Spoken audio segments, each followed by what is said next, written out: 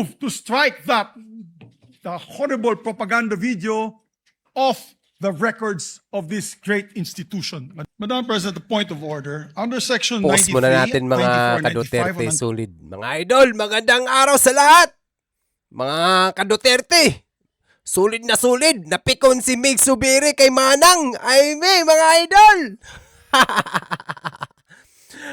Kasi nga, may usap-usapan at naglabas ng videos ito si Aimee ng mga siguro itong Chacha, 'di ba? Gumawa siguro siya ng video na ganito siguro o ganito mangyayari kasi alam naman natin 'yan na balitang-balita 'yan at ugong-ugong kahit nga si Inday Sara sinabi na 'yan na itong admin na to ay ayaw bumaba, mga idol.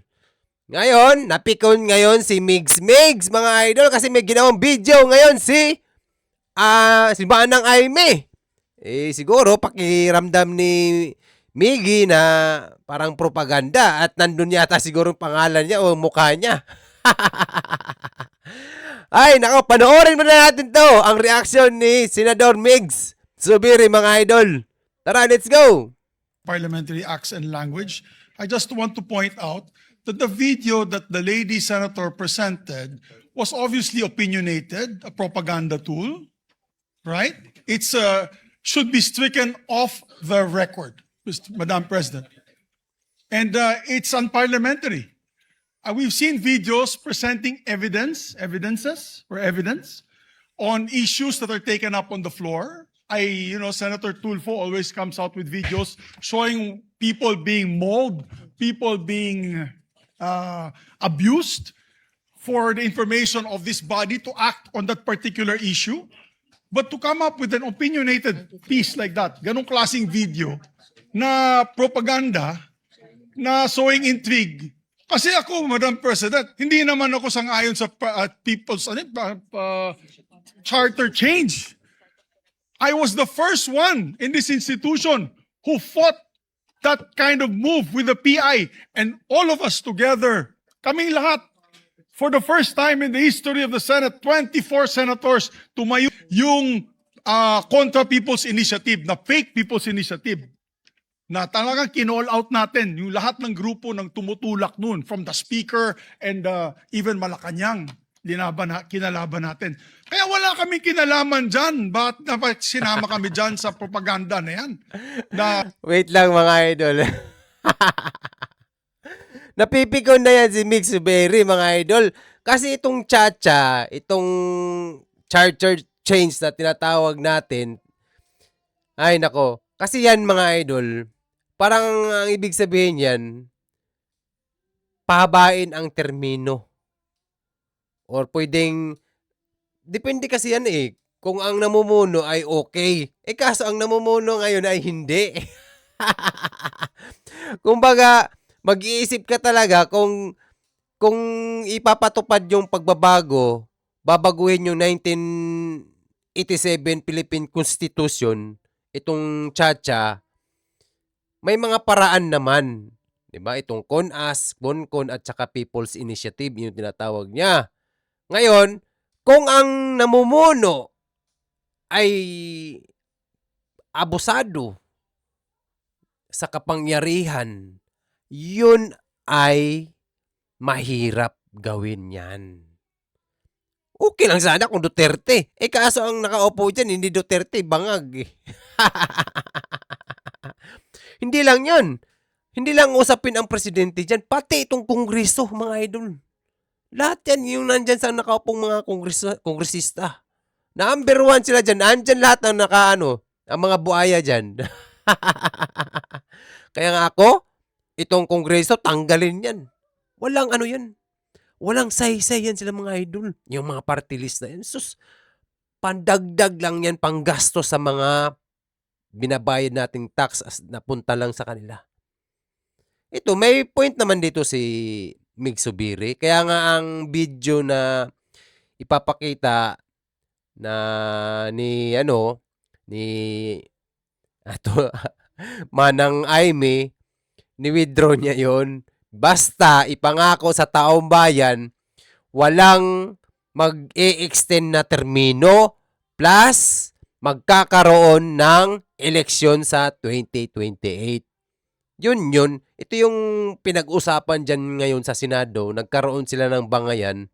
Itong dalawa, si Migs at saka si Manang. Yun yung pinag-usapan nila, Chacha. Kasi nga, may mga bulong-bulungan dyan na may mga senador dyan na iba na parang sang-ayon. Mga ganun. Tuloy natin. Nagalit na si Migs eh. Dahil kami, ano yun, Duwag 11? Ano ba yan? Bulaga 11? At Great Kasi ngayon mga idol, alam naman natin si Gatchalian ay gusto nilang gawing Senate President. Masulit pa rin yung 13 eh. Kaya sila Duwag 11. Ay, Bulaga 11 pala. Kasi si Soto ang nagpaano niyan kay Gatchalian. Kumbaga, ideya raw niya yun. Nako po. 13, that should not be shown here.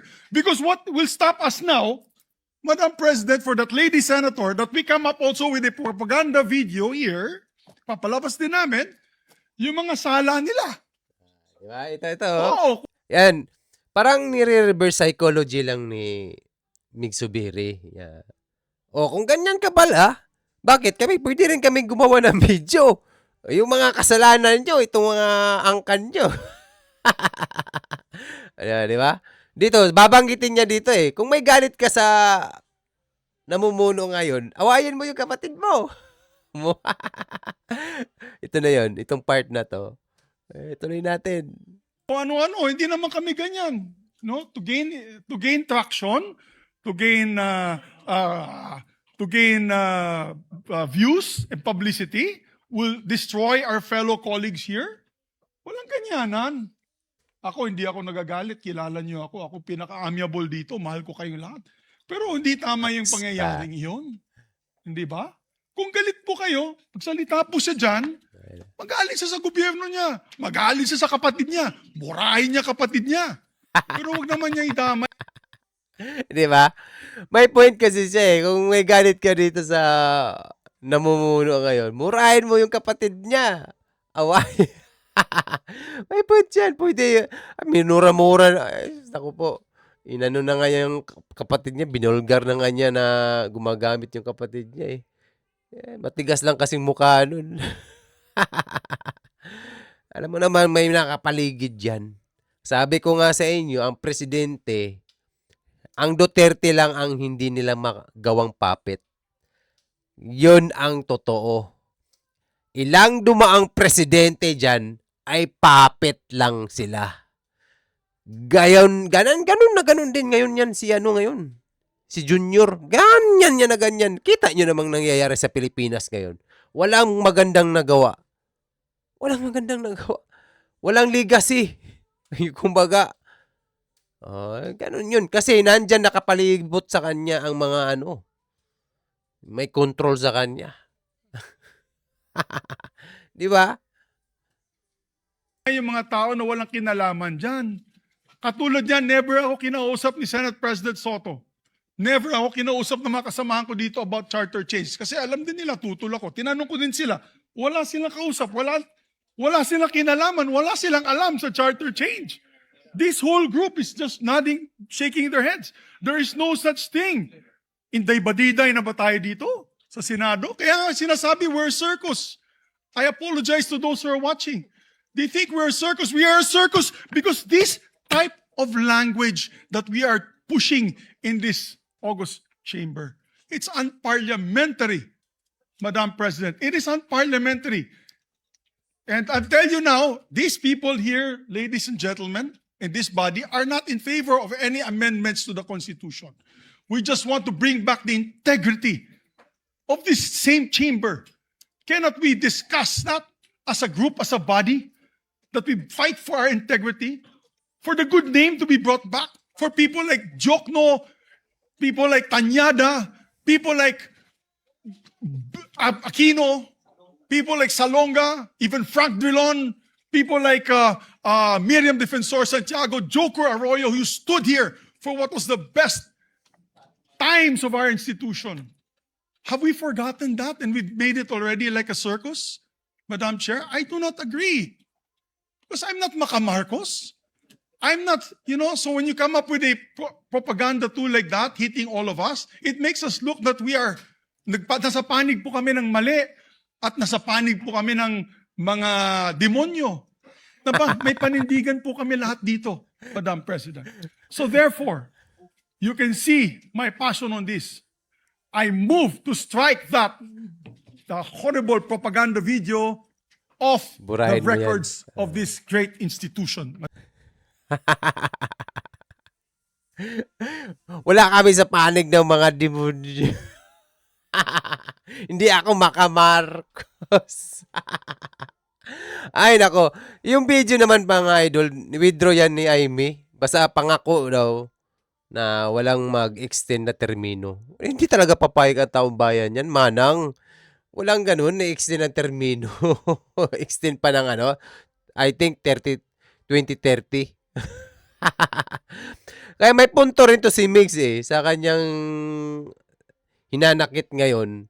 Kasi ito namang Chacha talaga, marami pang usapin yan, lalo-lalo yung mga pagdating dyan sa Kongreso. Sila yung CONAS, di ba? Itong tinatawag na Constituent Assembly.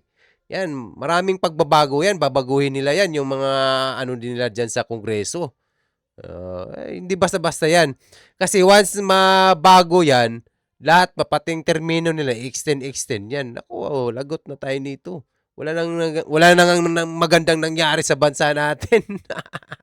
Puro ng kawat. Ay, naku po. Pati ngayon, tawag nito, si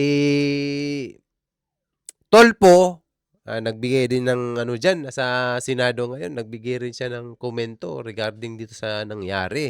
Nag-react din siya doon sa video ni Manang. At medyo, naman, pakinggan natin si, mga idol, si paring Tolpo. Ito at hindi naman ako sa anti-Tolpo, pero alam nyo, ngayon lang ulit siya nagsalita. Gusto ko sana magsalita to sa nangyaring kawatan dito sa mga kongreso, sa mga kongresista. Ayan, mapakinggan natin itong sinabi niya. We've been like a circus for the past few days. Pinagtatawanan po tayo. I was out there last night. Pag naglalakad ako, kinakausap ko ng mga tao, ano nangyari sa Senado? Ano bang nangyari sa inyo? What's going on? Nakakaya... Totoo ba talaga yan? Nagtatanong sa'yo? Baka iba ang tanong sa'yo. Anong nangyari sa'yo? Baka ganun. Hindi yung ano nangyari sa Senado. Di ba? Kahit ako, nagulat nga ako sa'yo eh. Anong nangyari sa Tolpo Brothers? Ba't parang biglang tahimik?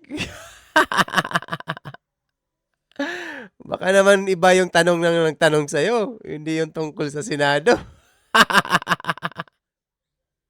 Tuloy na nga natin. Sorry, Mr. Tolpo. I respect your pagiging senador. Pasensya na, nag-react lang ako. Yung tawa ko tawa na may something na laman. Kita naman natin, akala nyo noon sa social media, kita namin sa mga palabas nyo, talagang ang tatapang nyo. Diba?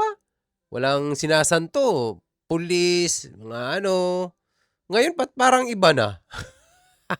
Kaya natatawa ako. Kasi sa totoo lang, minsan napapanood ko yung mga palabas nila noon. Napapaano ako. Okay to yung Kaya marami din bumuto sa kaya nga nanalo yung pagkasenador eh. Dahil dun sa mga social nila, YouTube. O ngayon, hindi ko na to ibubuto sa susunod. Wala na. Na-turn off ako eh. Asan yung tapang nila ngayon? Wala yung tapang nila. 'Di ba? Sabi ko nga sa inyo, kahit yung presidente diyan, pag nakapalibot yan, meron diyang nakapalibot, hindi natin alam kung sino-sino yan sila diyan. Baka yan ay itong mga oligarko. Itong nagko-control ng mga natin. Meron ditong mga mayayaman diyan sa atin. Talagang lalong yumayaman. Kawawa tayong mga mahihirap. Ganun yun eh. Binulgar na ni Tatay Digong yan. Mga Duterte yan ang malakas na magbulgar lahat. 'Di ba? Sila talaga ng mga Duterte. May tapang. Alam nila kasi. Alam din nilang may batas. At alam nila ang ginagawa nila. Ganun yun. Sorry, Mr. Tolpo ha. Kaya may respeto naman ako sa iyo. Tuloy natin. Kaya na po, ang panawagan ko, So, magtrabaho na lang po tayo. correct. Itigil na po natin to mga kung ano na mga nasa katang-isip natin. Let's move on because we were voted, elected by the people para magtrabaho, hindi para magbangayan. Maraming Tama. salamat. Ganyan. Mas okay. Pabor ako sa sinabi mo. Magtrabaho na lang kayo dyan. Ay, pero hindi ako naniniwala nito. Na kaya yan tibagin itong tulpo, yung mga nakawan dyan. Wala nga silang komento dyan eh. Ganyan katigas ang mga kawatan dyan. Tulpo Brothers, walang nagawa. Malakas lang dun sa YouTube. Okay lang yon.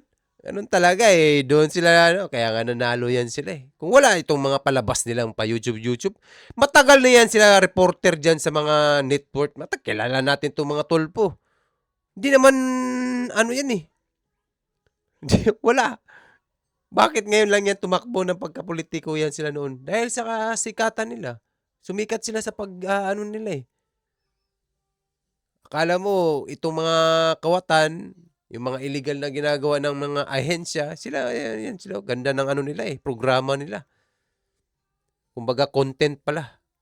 Content yun kasi ano sila, social media. Ngayon, nandito na sila ngayon. Binoto natin, taong bayan na bumoto. Ngayon, anong masasabi nyo? Ngayon natin makikita talaga ang lahat. Ang may tapang lang talagang nakita natin dyan, ang Duterte. Wala nang iba. Inday Sara. Ito, harap-harapan nilang, di ba, baste, pulong. Kasi ang Duterte ay talaga namang kita nyo nang nangyari noon kay Tatay Digong. Kahit anong batikos, ibang bansa pa yun ha. Amerika pa yun. Minumura-mura na lang ni Tatay. Kasi si Tatay, nasa tama. Diba? Pinaglalaban natin ang bayan tapos ang Pilipino ang nasa pinoprotektahan natin. Hindi itong mga adik. Diba? Bakit ang mga adik ang pinoprotektahan nyo? Bakit hindi nyo protektahan itong mga mamamayan natin? Mga inosenteng bata na bata pa na dapat pag-ingatan na wag malulong mapunta sa mga bisyo na yan. Diba? Ganun dapat. Ay, alam naman nating talamak itong nangyayaring mga bawal na gamot dyan. Tama yun. Pabor ako dyan sa... Imposibleng hindi kayo pabor kayong mga magulang, nanay, tatay. Lalong-lalo na siguro kung meron kayong mga experience sa buhay na ang anak nyo ay nalulong. Example lang, OFW ka. Naghirap ka doon, nagtrabaho ka, nagkayod ka, pawis mo, grabe. Pinaghirapan mo yung bawat pera na nakita mo. Tapos pagdating mo sa Pilipinas, ganun ang nangyari sa pamilya mo, yung anak mo, nakita mo, nalulong na sa bawal ng gamot. Imposibleng hindi ka mapapaano. Kaya galit na galit si tatay pagdating dyan. Ayaw na ayaw nila noon pa yan. Diba? Pagdating, corruption, ganun din. Diba? Number 1 yan. Yang dalawa na yan, corruption at saka drugs, yan dapat masugpo talaga yan at saka krimen. Tuloy-tuloy na yan eh, yung krimen. Kung wala namang mga drugs, itong mga nangyayaring, walang ganong krimen. Panahon ni Tatay Digong, kasi mayroon tayong mga tinatawag na curfew, itong mga polis umiikot, tapos itong mga pasaway na polis, iskalawag, pinadala sa mga probinsya, di ang naiiwan dyan, itong mga matitino. Ganon ang nangyayari dyan. Kaya maganda ang takbo ng natin. Itong sa kapulisan. Kaya ito kay Aimee, itong tinutukoy nila na tsa-tsa, ay hindi talaga maganda yan. Yung plano na yan, kung sino man ka nagplano niyan. Hindi maganda yan kasi itong nangyayaring itong admin ngayon ay talagang napaka-wow. Napaka-wow ang kawat. Mga kawatan dyan, grabe. Pera natin yun mga idol. Maawa naman kayo. Diba? Napakahirap. Hirap na nga tayo sa buhay ngayon. Tapos yan sila, hayay sila, kita mo yung mga sweldo nila, mga kongresista. senador, magkano yan? Baka pinakamababa niyan, mga 80,000. Baka yung 80,000, ano lang yun? Baka konsehal lang yun. O paano yung mga ano dyan? Baka, kahit nga yung mga hindi kongresista, yung nasa ahensya lang nagtatrabaho, 100,000, 200,000. Ganon kalalaki sweldo nila. Samantalang tayo, yung mga simpleng tao lang, minimum wage, so wala pang 1,000 mga idol. Grabe, di ba? Ganito ang kalakaran sa atin. Kaya lahat yan sila gustong-gusto maging politiko. Kahit itong mga artista, hindi natin ninalahat. Pero meron talaga dyan ilang-ilan na talagang laos na, magulat ka na lang, gusto tumakbong pagka... Naku po, grabe, no? Mag-aral muna kayo ng abugasya. Pag-aralan nyo muna. Basic law. Mga basic law ba? Ay, naku po. Pilipino talaga, oh. Kaya wala tayong disiplina, eh. Kaya ganito, eh. Tayo nag-aaway dahil sa pera. Ganun lang yun, pera ang pinag-udulot na. Kaya hindi umaasenso Pilipinas, eh. Ay, naku po. Ito yung nangyayari ngayon sa Senate, mga idol. Napaka-viral to kasi gigil na pikon si Mig Zubiri kay Manang Amy. Di ba? At sige lang. At maging maayos din to lahat para sa atin. Ito, may video ako. Panoorin natin tong video ni Amy Marcos, mga idol. Saglit. Panoorin natin. Tingnan nyo, ha. Tara. Ang paghihirap ng Pilipino, gusto ata nilang gumapang ang bayan sa dusa.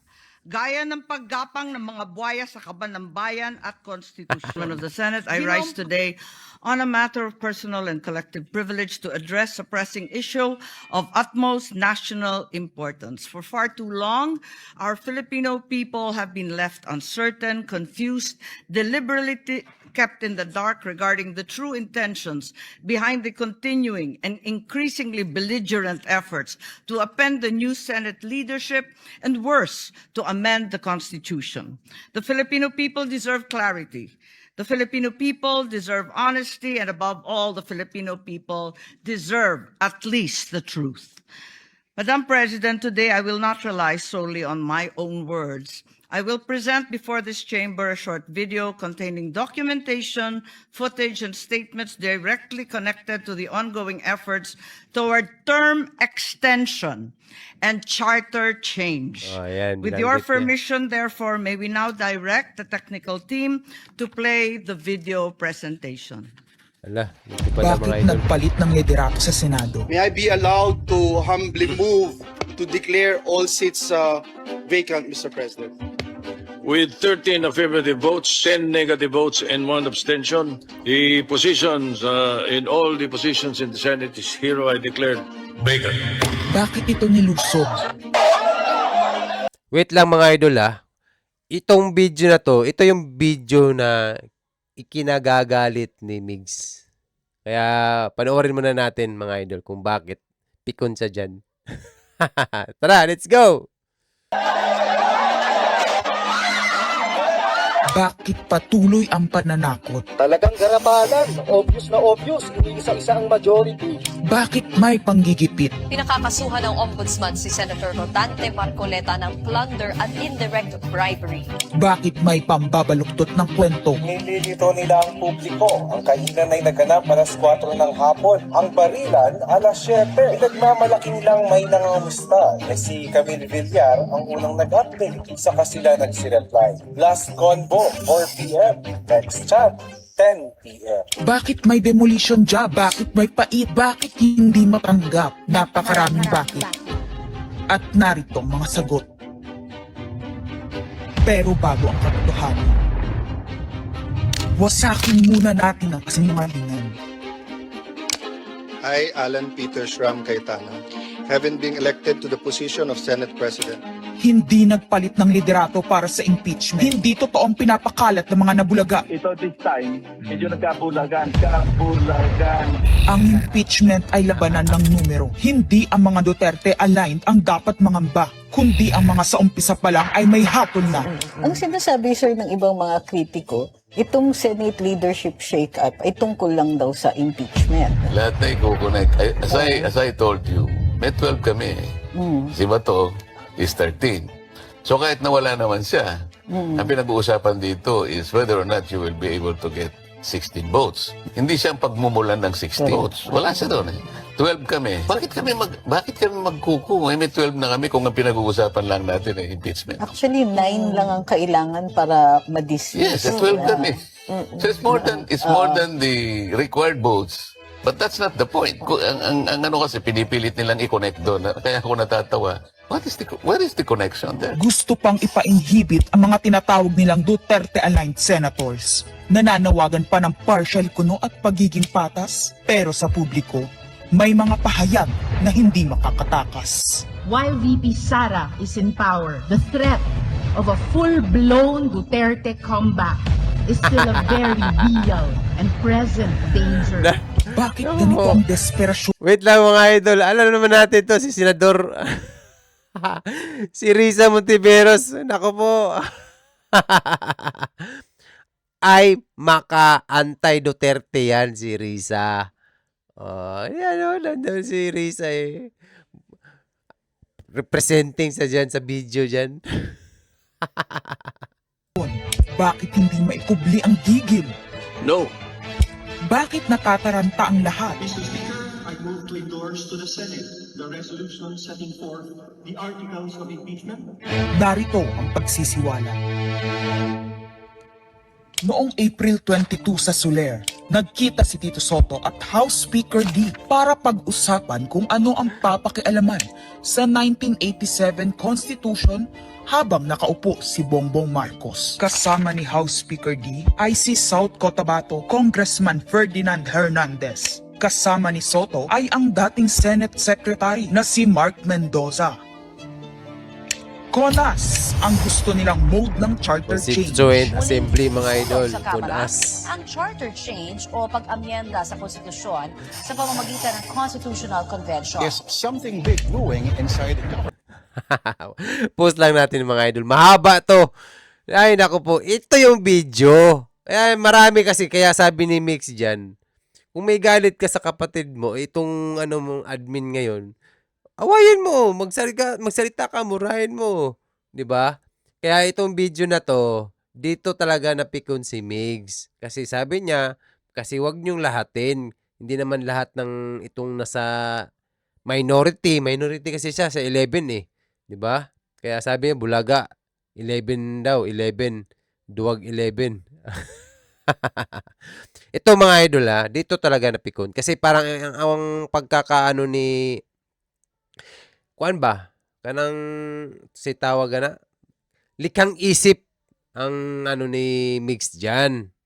Kasi nga sa mga nangyayari, kasi lahat naman 'yan nangyari eh, pinapakita sa video eh. Ginawan lang ng kwento ba?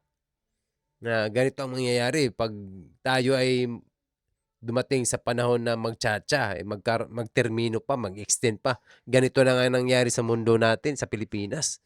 Ganun 'yun. Kaya galit na galit si Migs dyan sa Senado kanina. Wag na natin itap kasi mahaba to mga idol. Kasi itong video na to, ni-withdraw naman yan. Tapos pinotol na yan dyan. Kumbaga, tinatak na yan. Wala na yan, sarado na yan. Kaya yun lang. Ito lang yung mainit na balita mga idol. Pero may point si Migs. Pero ang point kasi ni Amy Marcos dito mga idol, kasi may ugong-ugong talaga na hindi bababa si Junior na mas may ugong-ugong na hindi magkakaroon ng eleksyon sa 2028. Kaya napag-uusapan dyan yan sa loob. Kasi meron balita na meron talaga mga senador dyan sa ilalim. Hindi natin alam na sang-ayon sa mga ganong plano. Itong mga anti-Duterte, yun lang yun. 'Di ba? Sino ba mga anti-Duterte dyan? Alam nyo na yun kung sino. Basta tayo, going straight lang, 13 senador pa rin naman I think si Alan pa rin ang magiging Senate President dyan.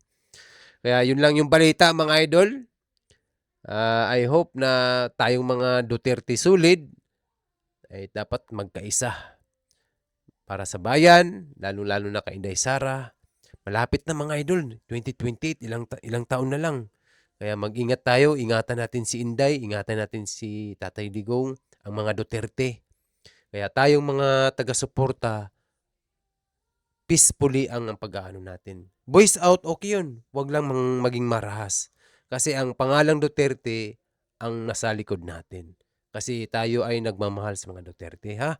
Kaya mag-ingat at maging alerto sa ating mga palibot kasi itong malapit na magulo to.